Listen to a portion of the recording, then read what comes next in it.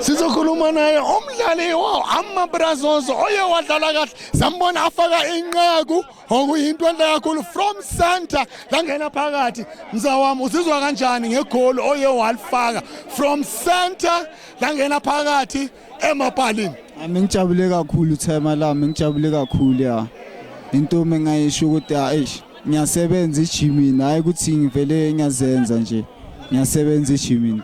Uzizwa kanjani manje team yenu nikuthole na 4th place 10,000?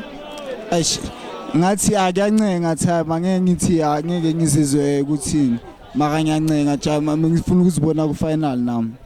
Njengoba usho ufuna ukuzibona ku final as an individual player ufuna ukuzibona ukuphi ngoba mina ngibone une talent elikhulu une potential ukuthi amaqembu amakhulu angabuka ngapha ngako.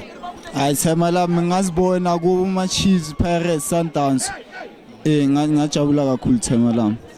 Ungabakhumbuza futhi ngoba siyakhuluma nawe after your match yamaBrazos ungabakhumbuza futhi abalandeli nabantu ababukele yona le interview ekhaya ukuthi igama lakho ubani uhlala kuphi?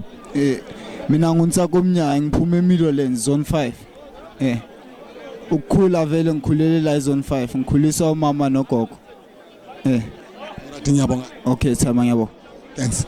Nizwile masikhuluma nomdlali wawo amaBrazos wenze umlando lana kwaMahlobo from center all the way emapalini niyabona ziyakhipha sisasekhona lana kwaMahlobo Blomanat sisasekhona lana kwaMahlobo kuona ama presentation engizokhuluma mina nomdlali engingamupha igama ngathi uLungisani Ndlela jersey number 4 wayetona kwa students ngokuphe igama ngathi uLungisani Ndlela the way udlala ngakhona udlala ibhola elihle kakhulu siyabona namanje uqeda ukuthola yona man of the match ungasitshela nje ukuthi bokunjani mani dlala from kuma group stages till nifika kona ama finals?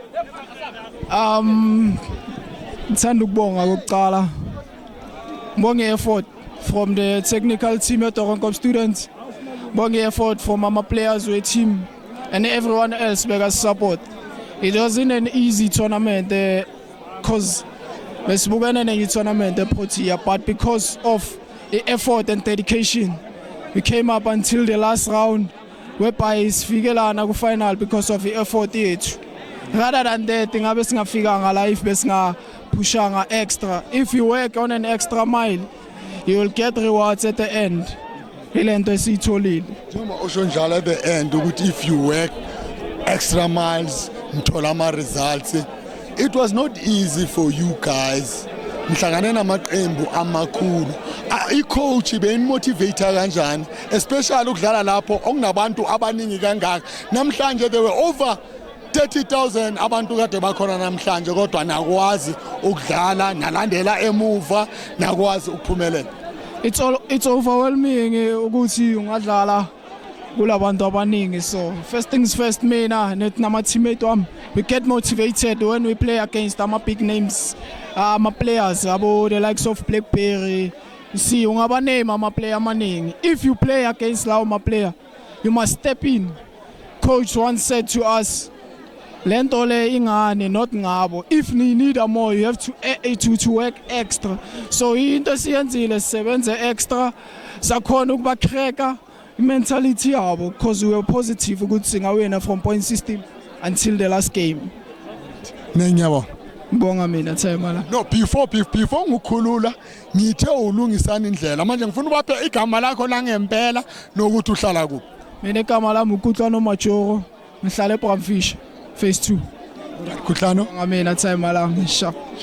Nizwile masikhuluma naye uKutlwano the new Lungisani Ndlela owakhona lana kwaMahlobo. Watch the space, you are going to see this player playing for bigger teams in PSL. We are still here at kwaMahlobo, we are still having fun, we are still watching presentation. Blomanat shoes liphumelele sona jwale Toronto first time li reach sona the finals kwaMahlobo festive games 2025-2026.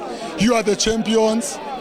You've played against Mutakasi to reach the finals.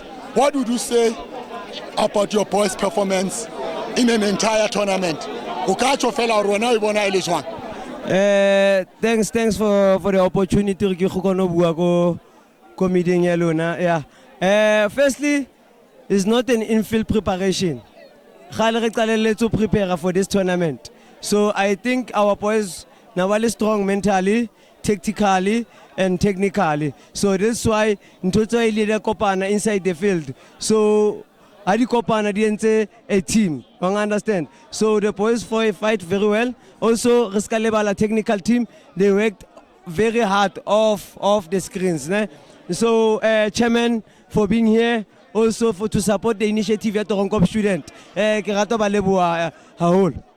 Also, Joao Ribon, who's on the finals as we were playing against your name, Simnandi Sashisa.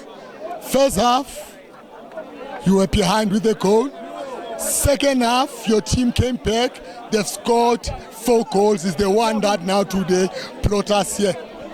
Yeah, you know, we made an early mistake and a silly one. You understand? So we were better than them even in first half. We dominated the game.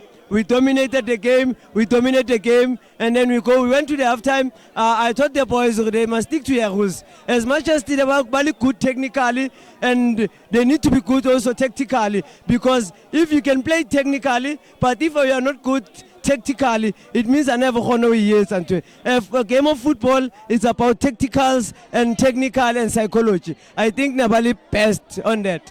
Thanks, Shoes. Thank you very much. Nizula masikhuluma naye uShoes icoach ejabulile yayo Donkop student sisasekhona lana sisazonkiphela sonke ngendlela emnandi.